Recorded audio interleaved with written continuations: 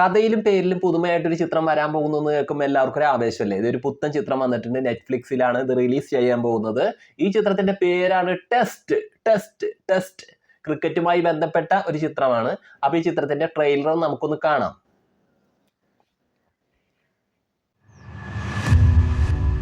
வாழ்க்கையும் விளையாட்டு போலதான். ரூல்ஸ் தான் அதோட அழகு. സിദ്ധാർത്ഥ്,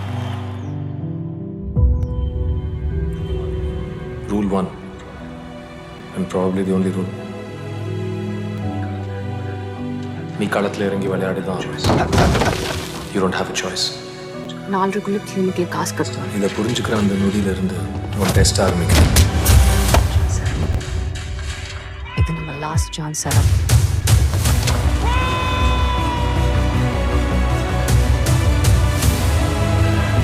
இப்போ என்னால கிரிக்கெட்டை விட முடியாது. ஏன் ப்ராஜெக்ட் ஒர்க் அவுட் ஆகும்.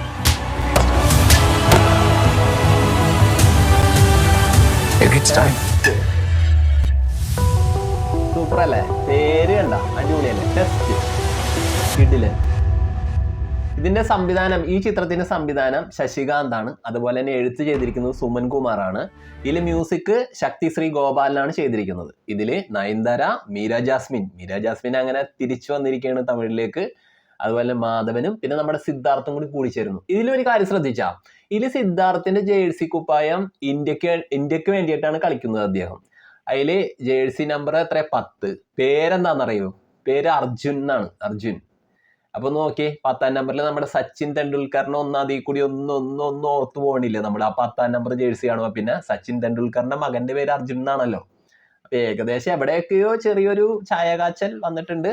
അപ്പൊ ഈ ചിത്രം ക്രിക്കറ്റും ലൈഫും കൂടി ചേർന്നിട്ടുള്ള, അങ്ങനെ കൂടി കലർന്ന കഥ പറയുന്ന, വളരെ നമുക്ക് അങ്ങോട്ട് ഹൃദയത്തിൽ പതിപ്പിക്കാൻ പറ്റുന്ന ഒരു കുടുംബ ചിത്രത്തിനെ അങ്ങനെ ചേർത്ത് പിടിച്ചുകൊണ്ടുള്ള ഒരു കഥയാണെന്നാണ് എനിക്ക് തോന്നുന്നത്. എന്തായാലും നല്ലൊരു വിജയമാകട്ടെ, അടിപൊളിയാവട്ടെ.